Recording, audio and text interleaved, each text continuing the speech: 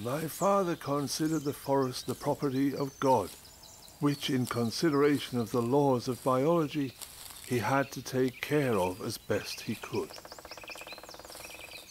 This is why he took such a deep interest in how the forest grew without human interference.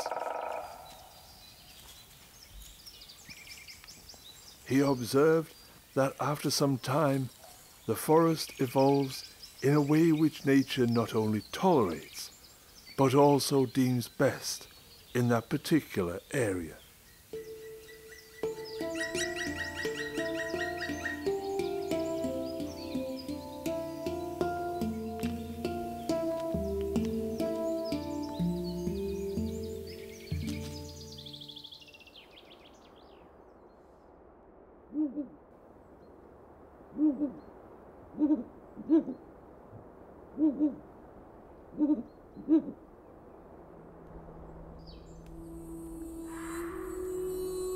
There is a forest, undisturbed by man, where the noise of chainsaws is never heard.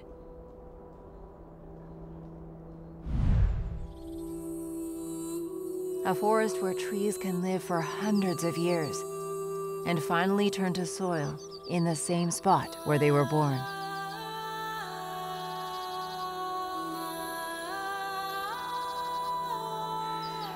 They were born, they live, and they die, silently, unnoticed, and still in eternal diversity.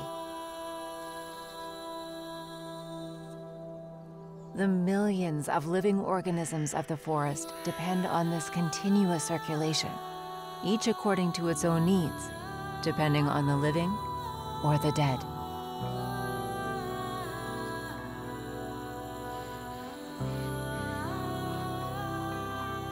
Here, life and death cannot be separated. It is the dead that new life springs from, and an entire bygone generation nourishes their offspring after their own demise.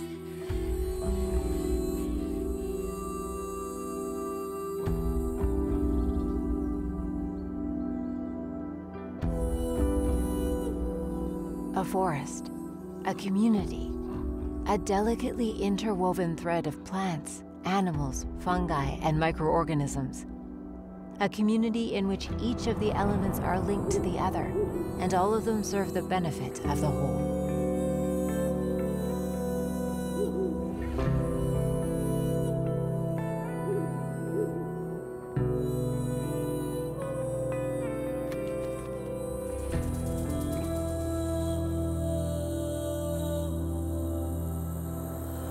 It looks as if chance would rule things, but actually, a disciplined order is regulating each facet of its life.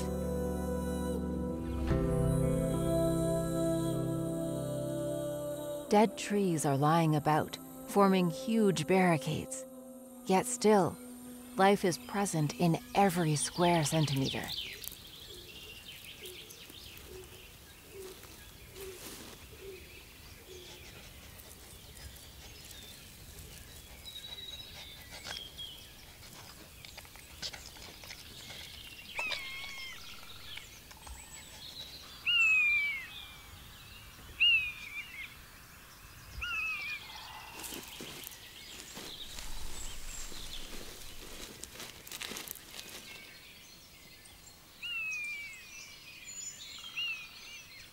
The snow has hardly melted, but green leaves already stretch towards the rays of the rising sun.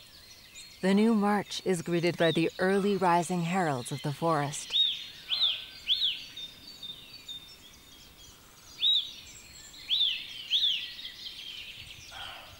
"1 billion years ago, the life forms of plants and animals were separated forever. The kingdom of plants has chosen a different way of life, another direction of evolution. Being fixed to the soil has made them adapt to different ways of expressing themselves and live at a different pace. Plants are moving so slowly that faster-moving creatures see them as stiff and motionless. However, if we enter the time dimension of flora, this silent and motionless world suddenly comes alive.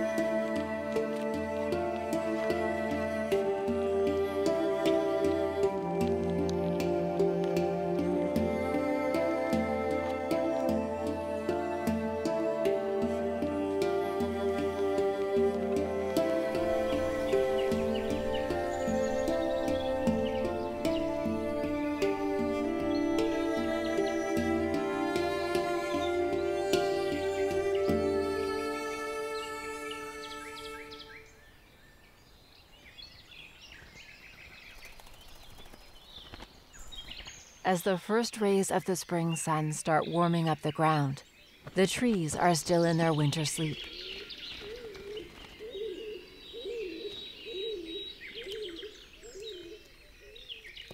They do not yet unfold their delicate leaves from the safe embrace of the buds. They don't take any risks. They wait until the air becomes permanently warm and the water in the ground is definitely accessible. Early spring flowers have to rely on this short period of time. As long as light breaks through the bare branches and reaches the ground, they can bask in the sun, producing life-sustaining carbohydrates and stocking up their reserves. They have spent the greater part of the year beneath the surface of the ground. They were not dead. They were just in a vegetative state. Such patient beings. They have waited nearly 10 months to become the kings of the forest again.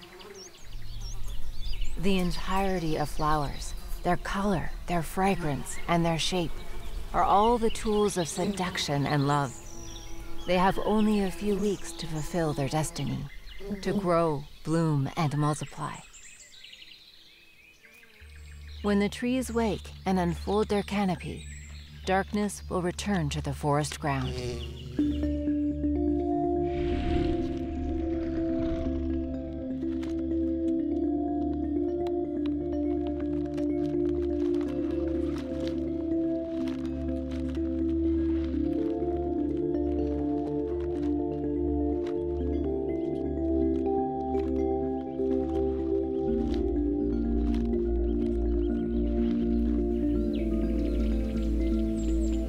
Plants do not have eyes, but they still see the myriad features of light. Plants do not have nervous systems, but they can still feel. Their organisms convey information about humidity, temperature, and nutrients, as well as the gravitational and electromagnetic fields. Plants do not have brains, but they still interpret things. They perceive the properties of their environment and react to them.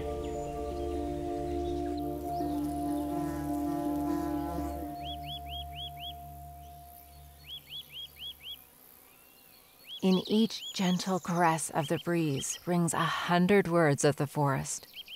These are secret, silent words, sent by the world of flora to those who can sense their message. Each fragrance that we inhale in the fresh spring air is a message. A vast number of chemical compounds that were produced as signals of the language of the vegetation. Bits of information that warn of danger, scare off, or convey greetings of love. The air fills as millions of messages dart about with the winds to fulfill the promise of the coming of new life.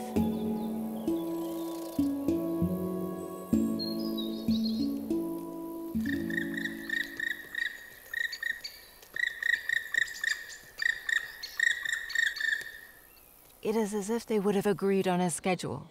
Whole beech forests, even entire regions, bear fruit or take a break, even for several years, at the same time.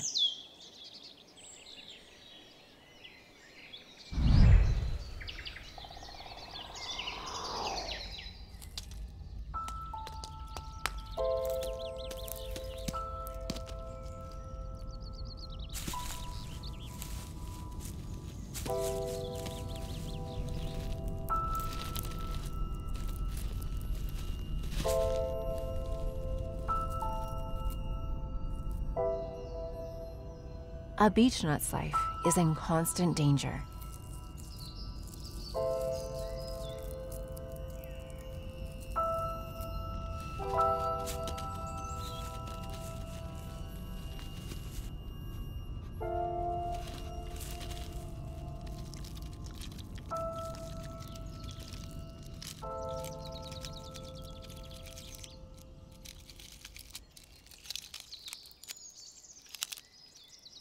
The jay loves beechnuts. It collects them obsessively and does not stop doing so even after finding thousands of them. But what does the bird do with so many nuts?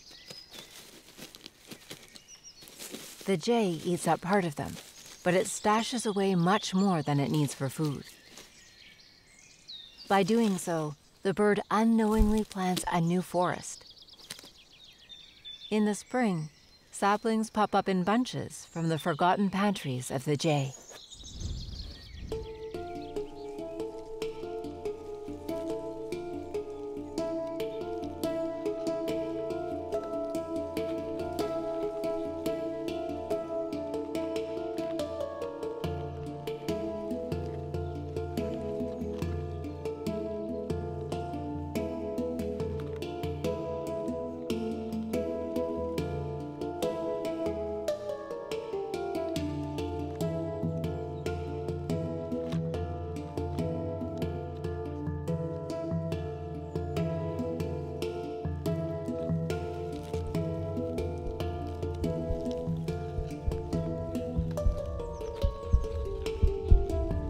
But a sapling cannot live on in peace even after sprouting.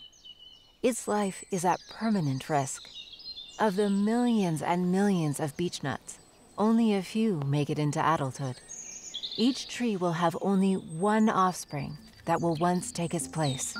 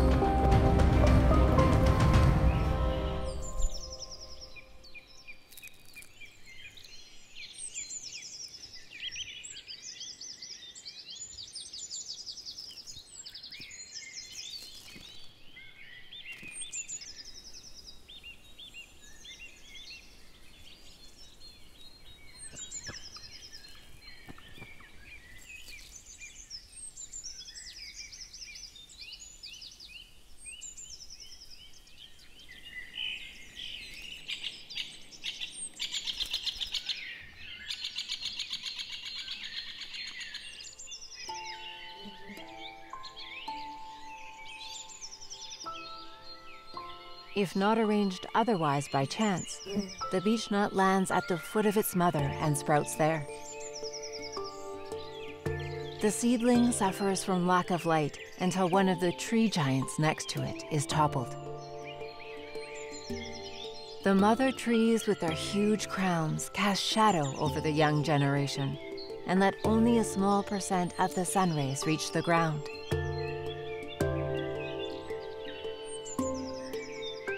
In the shade, the saplings cannot photosynthesize more than they need to stay alive.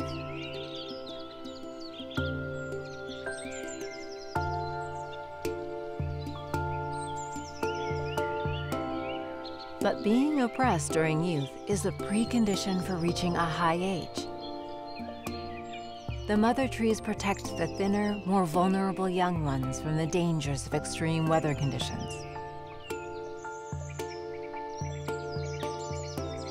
Trees that make it through these difficult times become more flexible and resilient to storms and fungi due to their slower pace of growth.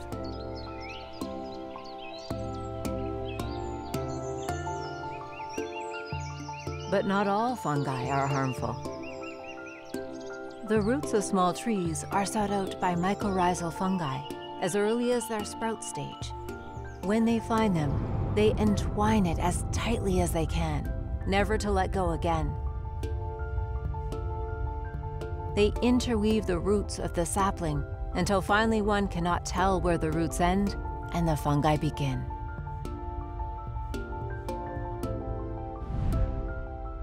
Beneath the surface, billions of microscopic fungal filaments are connected to each tree, immensely enlarging the nutrient-absorbing surface of the roots. This is a hidden alliance of fungi and plants, which is equally profitable for both parties.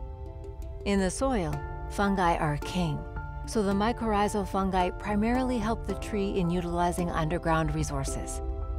They improve the structure of the soil, thus facilitating water uptake, and also provide their partners with minerals.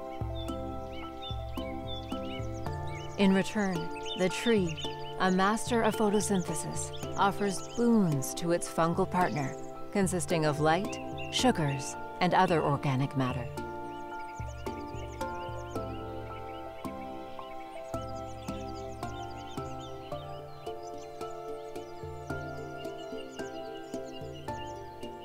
But fungi do an even more important service to the forest. They connect all the trees with one another. While above ground, there is a constant, merciless competition going on among the plants. In the dark depths of the soil, the forest community makes up one single huge network, a single living organism. Under the surface of the ground, a regular distribution system is at work, in which a continuous balancing of nutrients is taking place. Those with the surplus turn it in, and those needing more absorb it. Through the fungi network, the mother trees are also connected to their saplings that struggle below in lack of light. To make the endless hours of waiting easier for the young, they also let them have some of the surplus nutrients and sugar.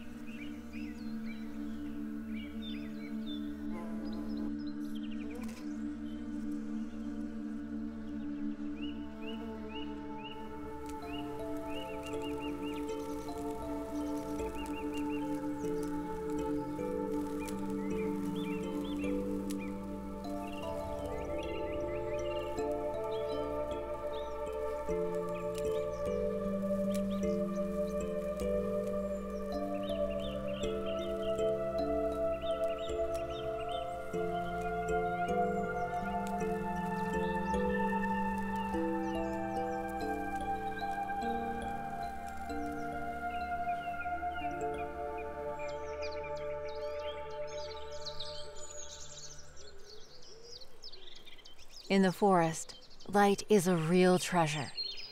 Each plant strives not to let even a single ray of light go to waste.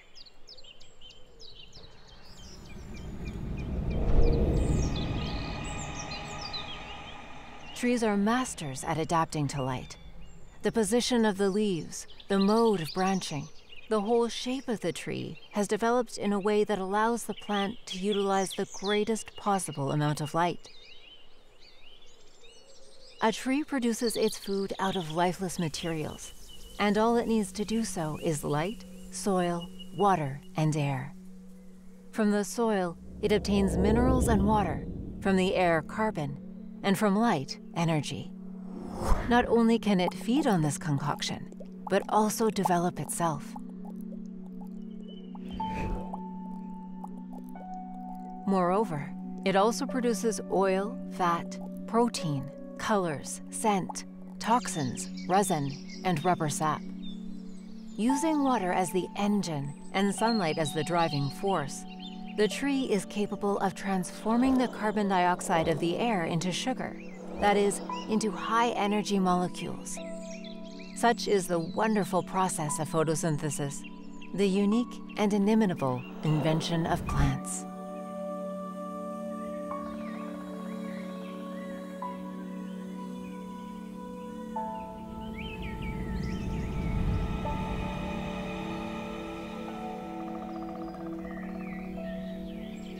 The shape of the forest is determined by the oldest trees, claiming most of the light for themselves. Everyone else must adapt to them.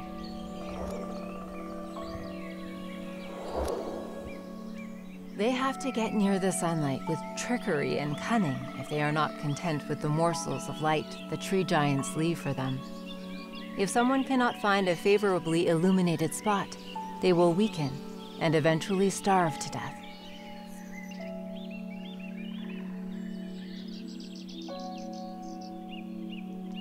Vines climb a long way. They strive to climb higher and higher. Their main ambition is to enjoy the sunlight from a spot for the privileged. Lichens are composite organisms that arise from the lifelong alliance of fungi and algae. These two creatures share the labor between themselves, which allows the organism to leave the nutrient-rich soil and feed on dust, rain, and dew.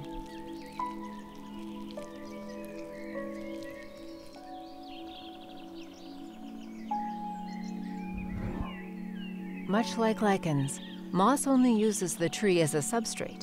It settles where rainwater flows down the trunk after a shower, as it filters the dust carried by the rainwater for the necessary nutrients.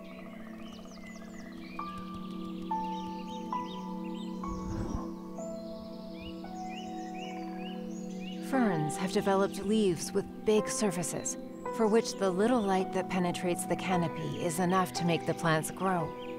They are extremely efficient at photosynthesis, while their tightly sitting epidermal cells protect them from dehydration.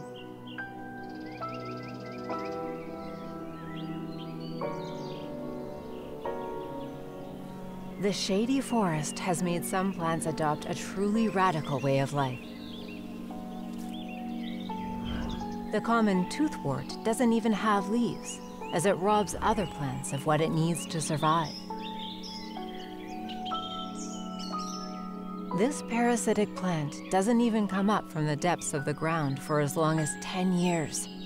With its haustoria, it silently penetrates the roots of the sunbathing giants and steals nutrients from the trees in complete secrecy.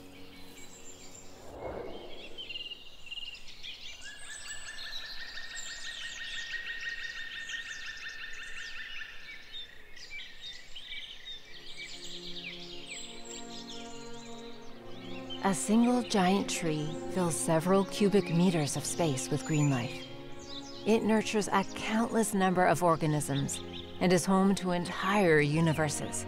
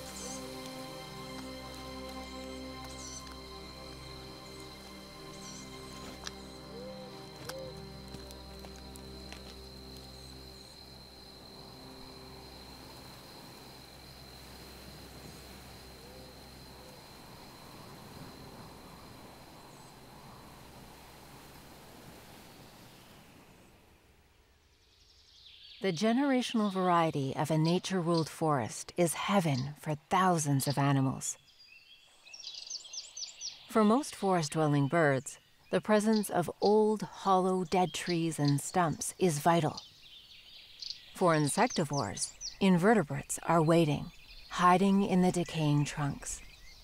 The holes and crevices that were formed in the dead parts of the trees are occupied by numerous other creatures, bringing up their young or simply taking a rest.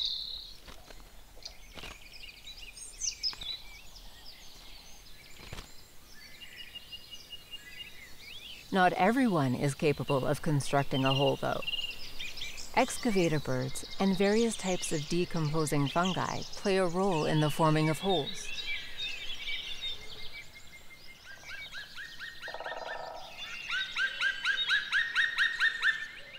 Woodpeckers are masters at excavating nest holes. They play a key role in the forest community as they facilitate the settling of a large number of secondary cavity nesters.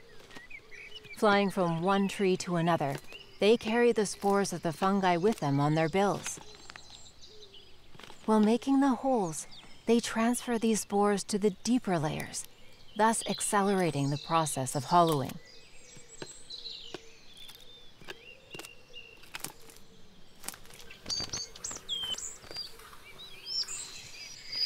When a tree decays, the rotting matter collapses and cavities are formed.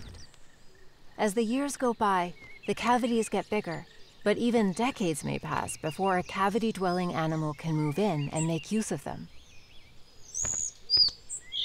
The older and more natural the forest is, the wider the range of cavities it will have. Holes of different sizes supply the needs of a wide variety of animals.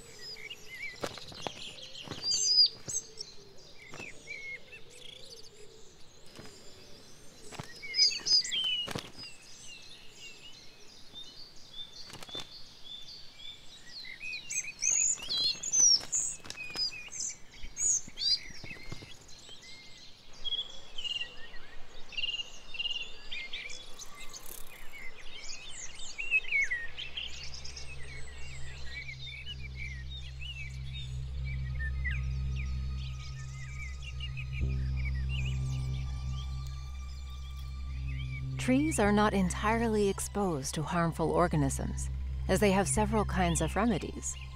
Still, insects, bacteria, and fungi are constantly on the lookout and can seize the opportunity anytime a tree staggers.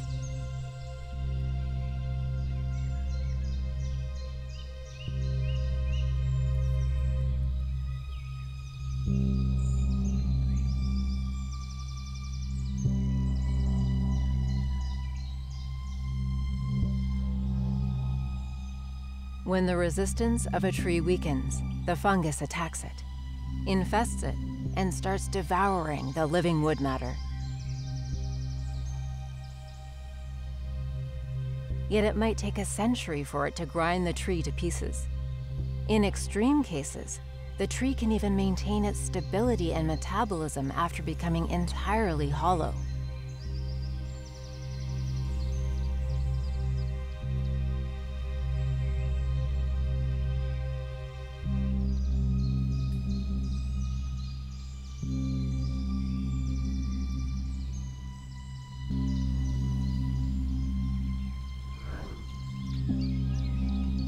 Then, when the day comes when an aged tree giant can no longer withstand the forces of nature, which it had bravely resisted for centuries, it will fall down into the soft bed of dead leaves, taking a few saplings with it while doing so.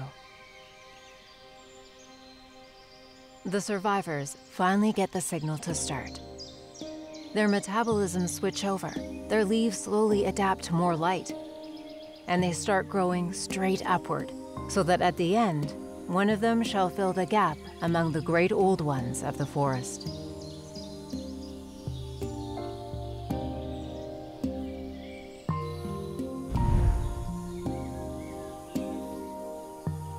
In nature, passing is also an indispensable necessity of life. No tree or plant could live in lifeless soil. fertile soil is necessary for life, and to make soil fertile, life is required, or rather death, to be more precise. Because without nitrogen, no forest and no tree can exist. Yet nitrogen is produced by decomposition.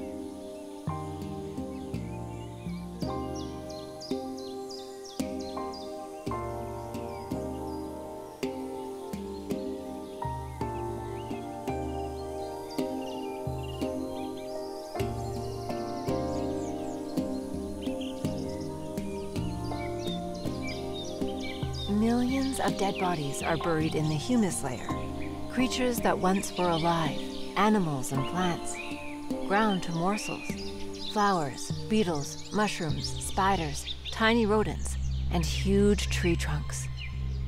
In the end, they all become fertile soil, nurturing the new forest of the future.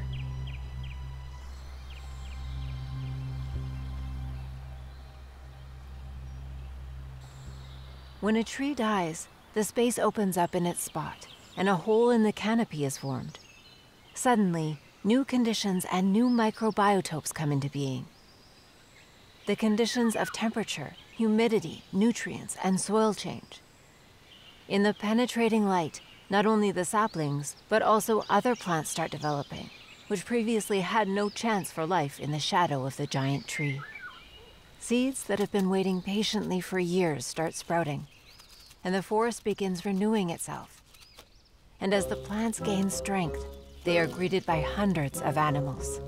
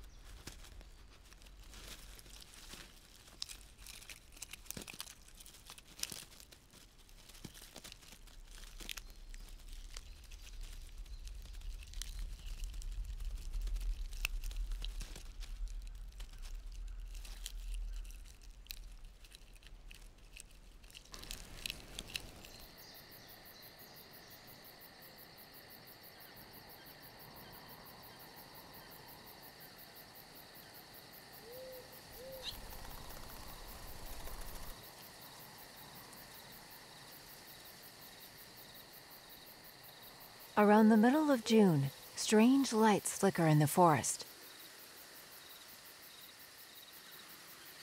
The flightless female is waiting for her suitor with a beacon.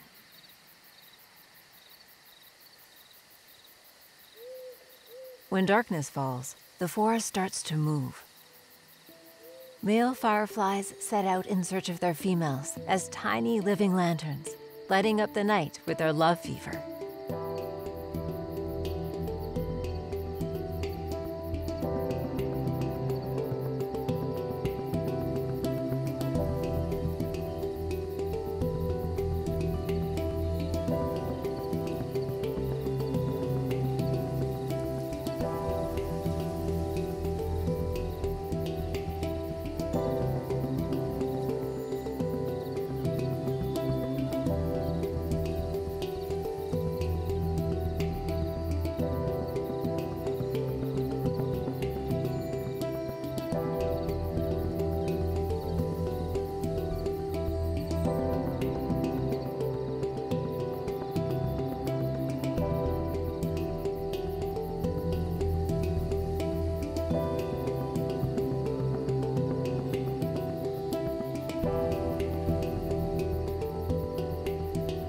When a female is found by a male, she turns off her lights for good.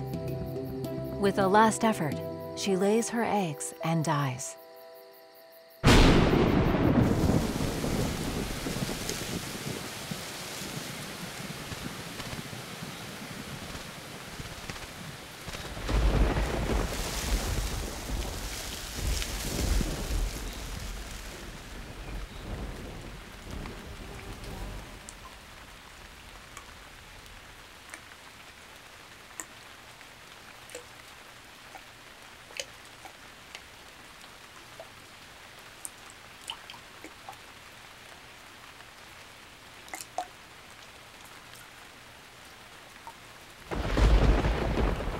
The purpose of the canopy is not only to make use of as much sunlight as possible, but also to catch water. Raindrops roll from branch to branch, from leaf to leaf, until they finally flow down the trunk like little streams. They reach the ground next to the tree so that the water can be absorbed by the roots as soon as possible.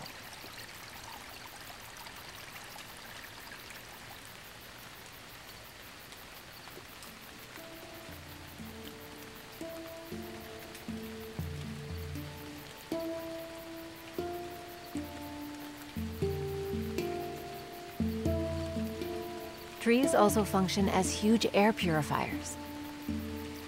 In a single year, a 150-year-old beech can filter as much as 1 ton of dust from the air. Rain washes the dust layer from the leaves. The trees can breathe again and will be able to collect dust again.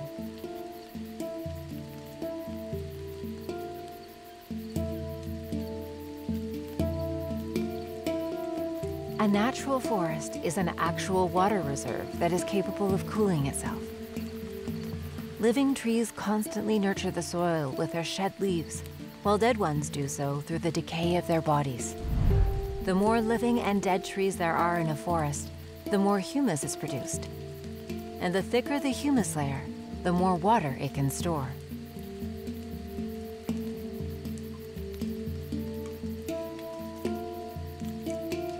Dead wood matter is also fit for storing water because it is porous.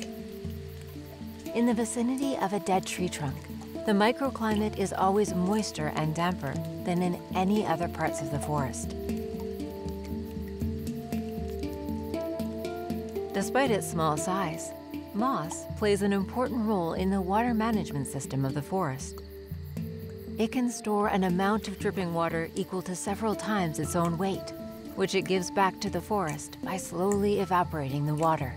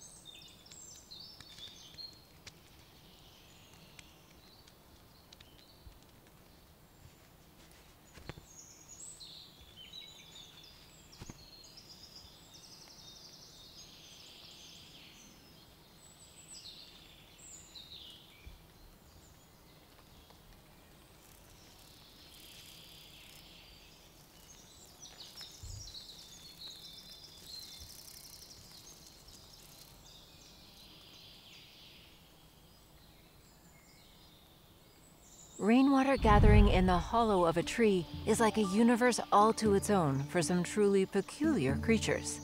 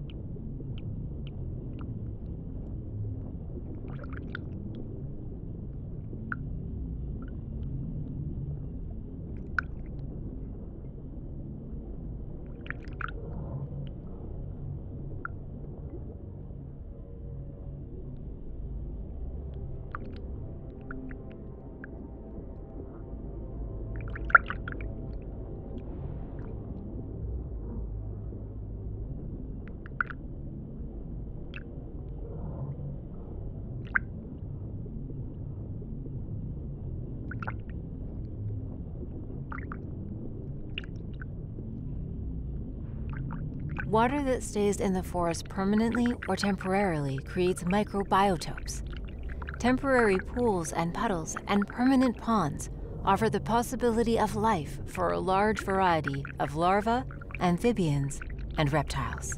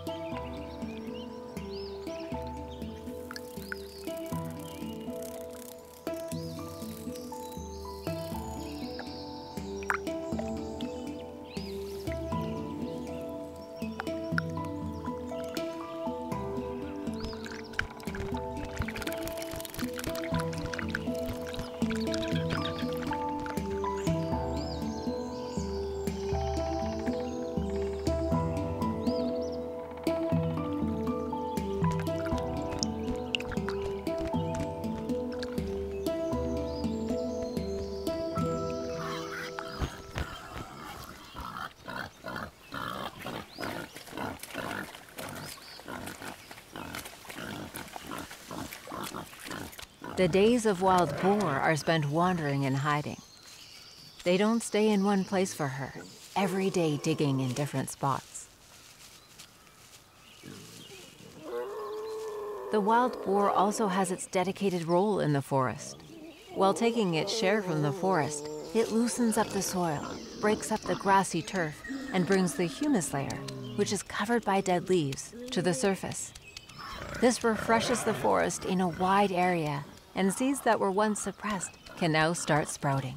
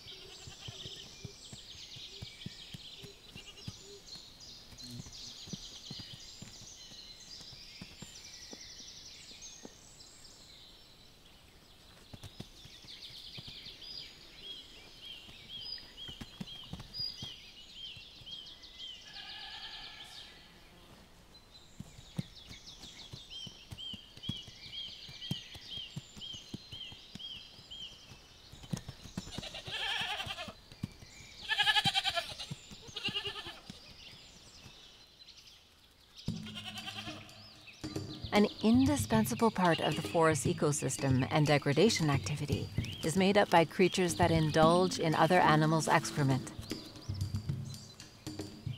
Earth-boring dung beetles are greedy creatures and are practically omnivores. Their favorite treats are mushrooms and fungi, but they are also strongly attracted by dung. Not only do they devour the excrement, but they also lay their eggs in it, so that their offspring can winter and develop in the safe and nourishing embrace of the dung.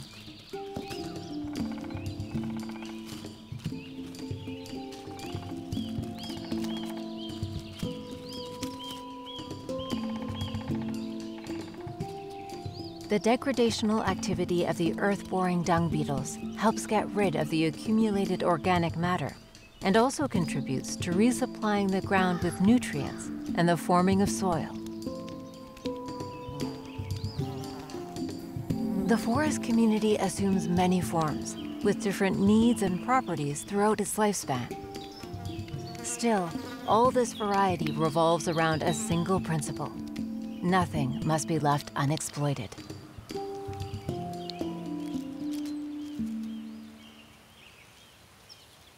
The cycle couldn't work if there were no creatures willing to devour the carcasses.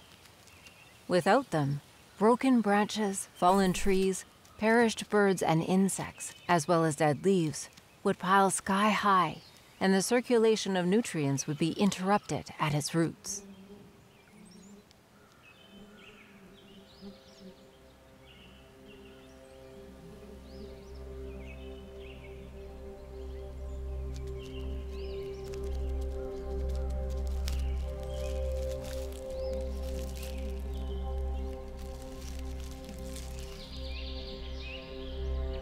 The alpine longhorn beetle has been developing for years inside a dead tree as a larva. Now, having arrived at the final stage of its life, as a fully developed beetle, it has only a few more weeks to live. It has only one more task to fulfill: laying its eggs in a tree where its young can safely develop and feed for years. The beetle is irresistibly drawn to sunlit dead tree trunks. In order to find one to its liking, it can fly as far as 1.5 kilometers.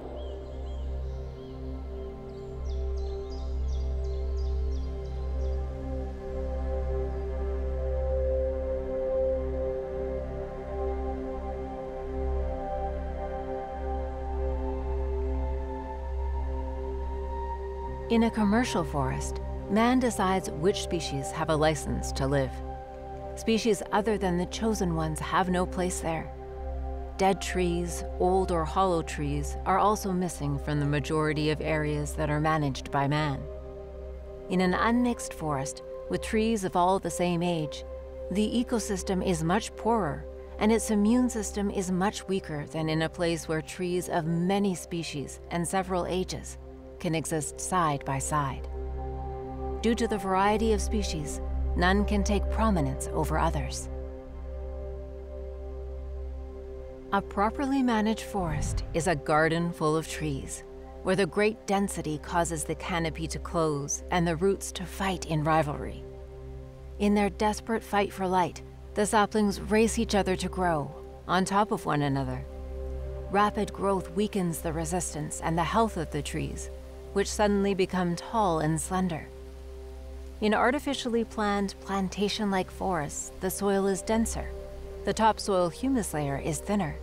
Precipitation simply flows away, and there is hardly any life at the foot of the trees.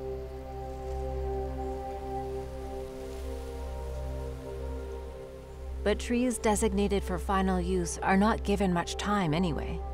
Depending on their species, the trees are logged in 20 to 120 years, and when the day comes, woodcutters appear. They have to mercilessly cut down the giants of the forest, and their heavy vehicles trample on the forest soil. The ground is quickly heated and dried out by the sun, and together with the trees, millions of living creatures die from one second to the next, unheard and unseen.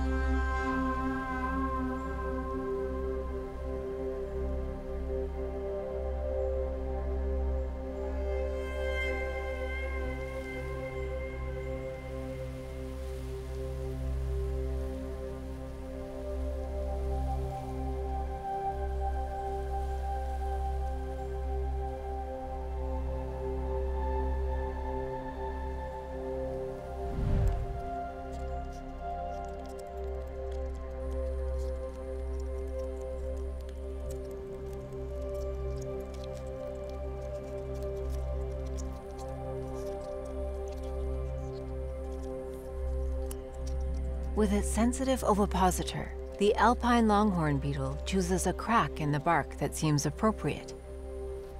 By the time it recognizes that it spent too much time selecting the rights, it's already too late.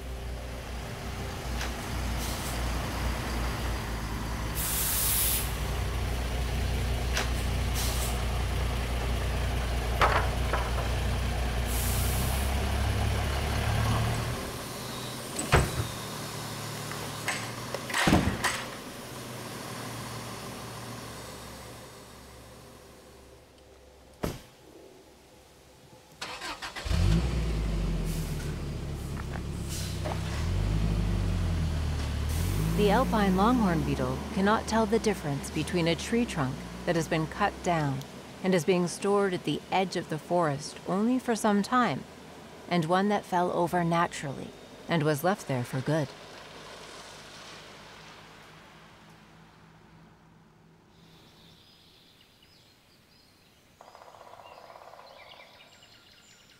A natural forest doesn't miss dead trees, yet their presence is a unique factor that ensures the existence of an amazingly rich ecosystem.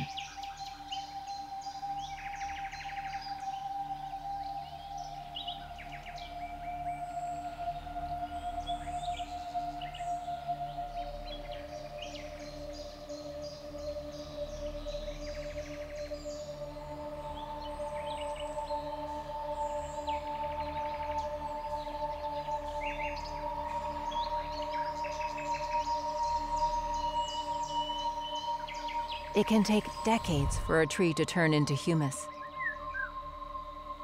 The creatures that needed the metabolism of the living tree are forced to leave the trunk, but they are replaced by new dwellers.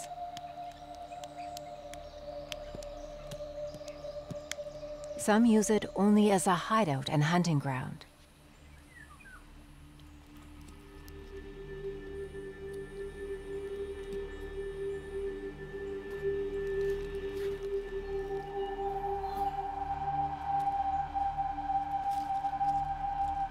Others visit it when reproducing.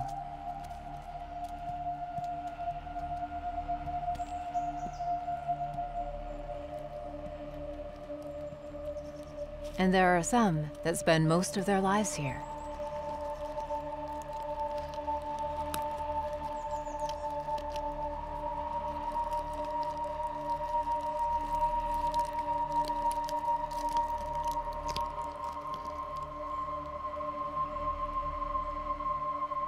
The surface of the fallen tree serves as a base for a great number of plant organisms, and the dead log is interwoven with the filaments of fungi decomposing in it.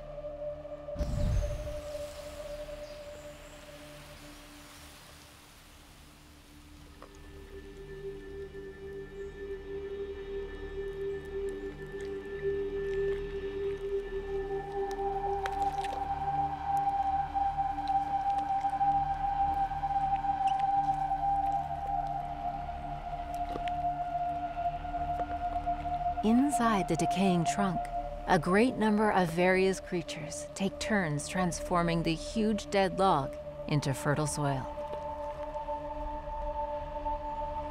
Beetles are gnawing at it. Larvae penetrate it with their galleries. Worms and mites grind the dead tree body to dust. A single dead tree is inhabited by millions of tiny creatures, tirelessly grinding and decomposing its tissues. Millions of weird creatures are engaged in making use of the fallen giant in one way or another, chopping it up, then grinding it to even smaller pieces, making it crumble, digesting it, and scattering it.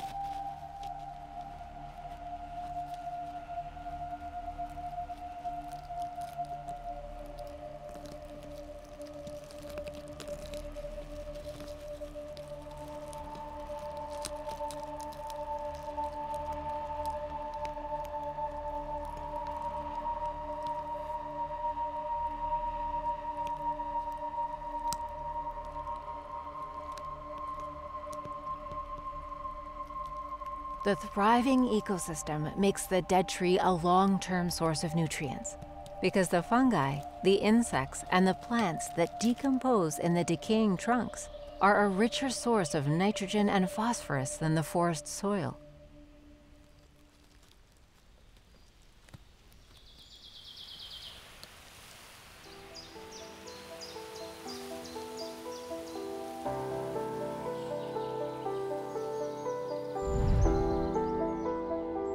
As many as 100,000 ants can live in a single anthill, and such a giant population can do a great service to the forest.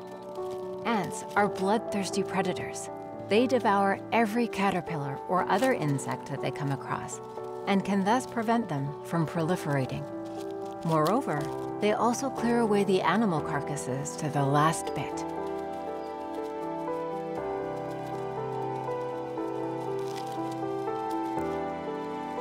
They tirelessly roam the ant highways, constantly exchanging information about the right direction to food while running around fervishly. Beware of getting too near to a high-grown anthill.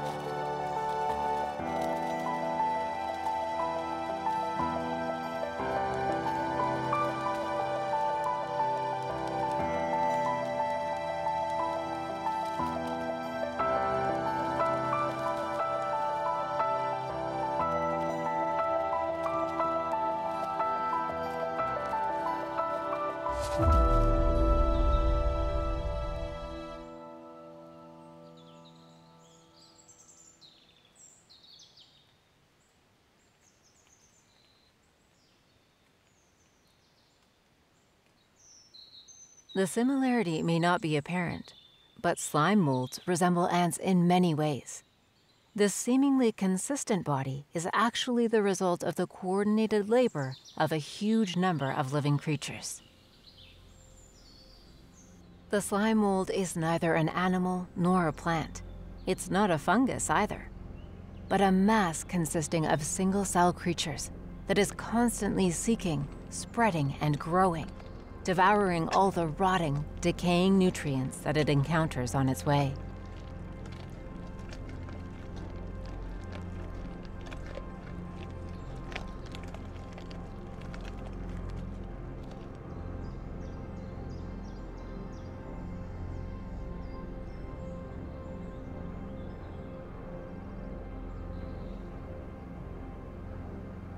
In a natural forest where a great number of carcasses are rotting and decomposing, real fungi can also be found in abundance.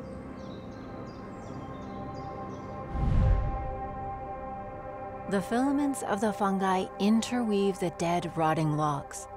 They break down and take up the nitrogen-containing substances, break down the branches, the twigs, and the dead leaves, all dead plant material, as well as animal carcasses.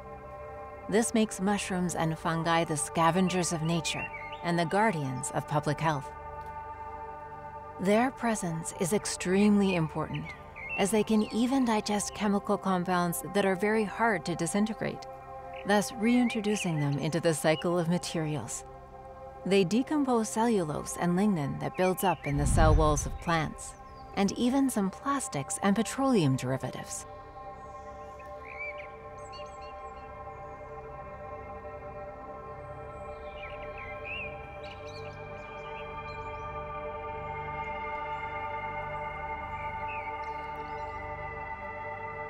Fungi digest outside their bodies.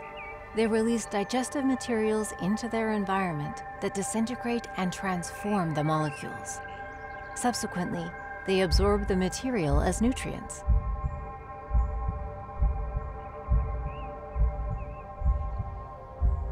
In a naturally functioning forest, an amazing variety of fungi are present. Out of their filaments, the fruiting bodies, which carry the spores, appear on the surface from time to time.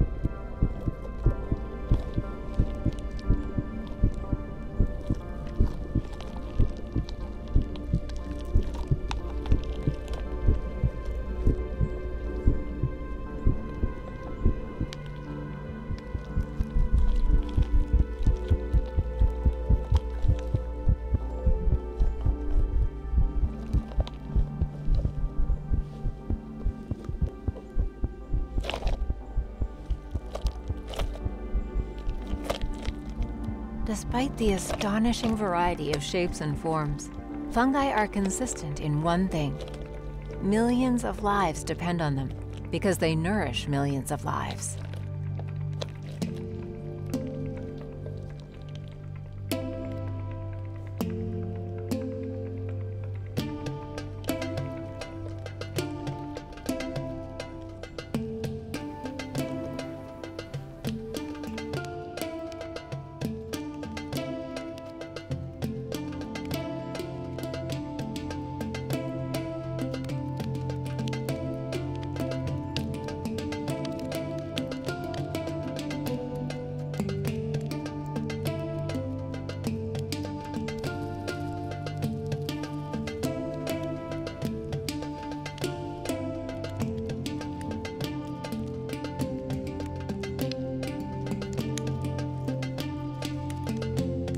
Forests are the most colorful ecosystems.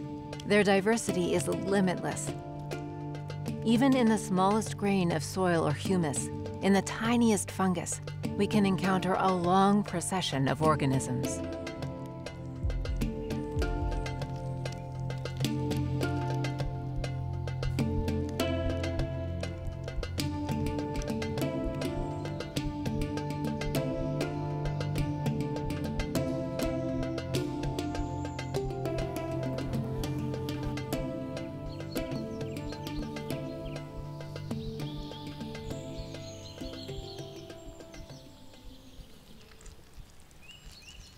The greater part of the forest biomass is found in the ground. This is the mysterious realm of fungi and molds, worms and beetles, snails and slugs, and single-cell organisms, as well as the creatures hunting for them. And it is just as significant as the regions of the forest higher up.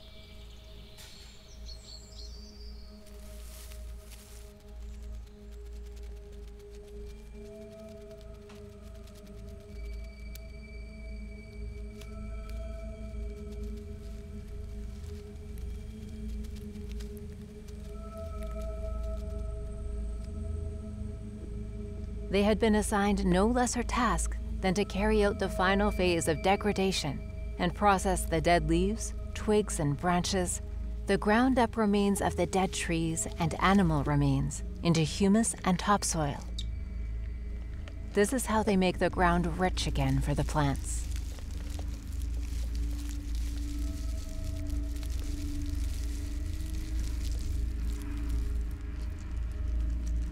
The earthworm is a born tiller of land. All its life, it is constantly plowing and harrowing, drilling itself through the ground, practically filtering the soil through its own body, and dragging decaying leaves into its tunnels. It is constantly munching and digesting.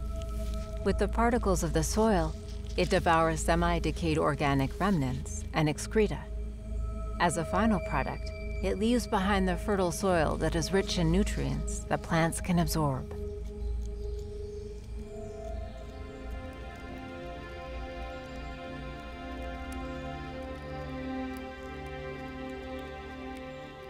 The energy of the cardinal beetle is dwindling, and it has arrived at the end of its life.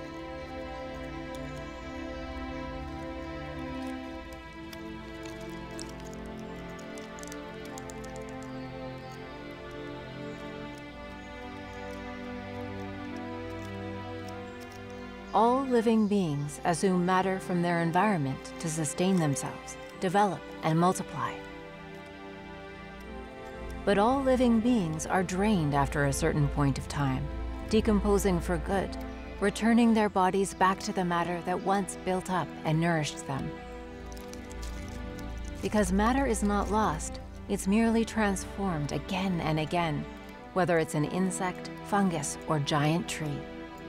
This makes up the eternal cycle of nature.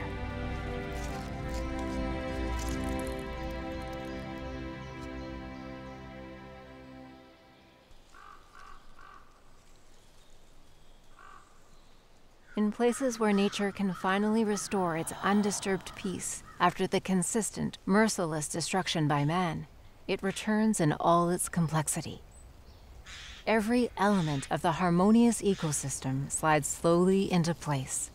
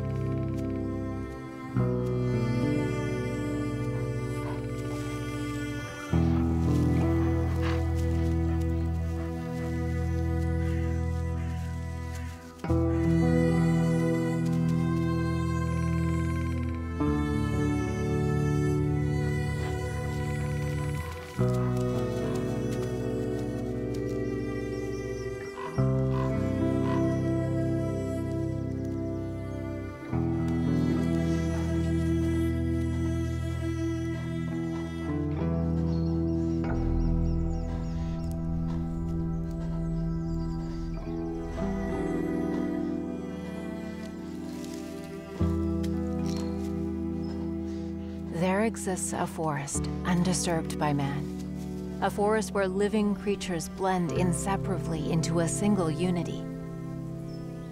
These unions include the small and the big, the young and the old, the living and the dead.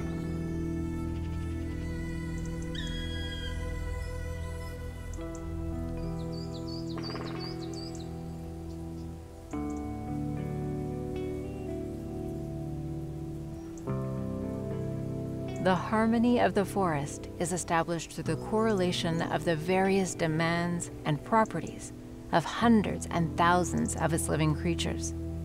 The constructing and destructing activities of the forest community can only maintain its balance due to its diversity.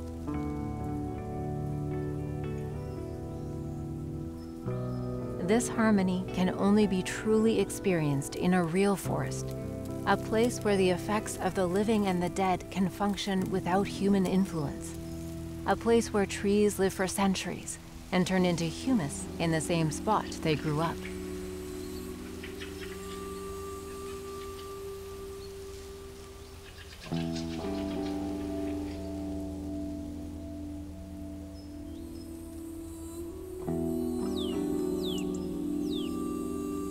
For centuries, man has exploited and cleared forests to create pastures and fields in their place, or planted fast-growing alien species in the colonized areas.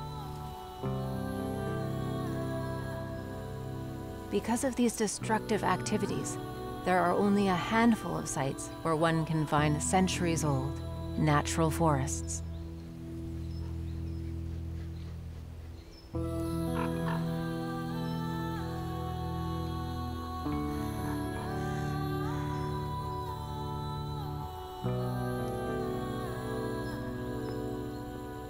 A few people have recognized the importance of these old, natural patches of forests. Sentinels, who never take their watchful eyes off the forest.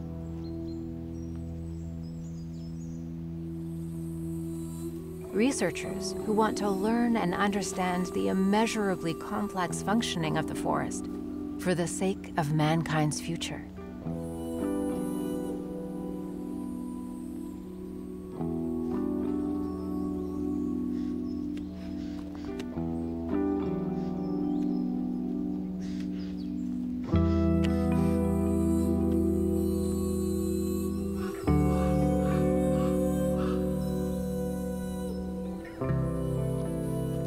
Though the forest doesn't need man at all, humans now need forests more than ever before in history.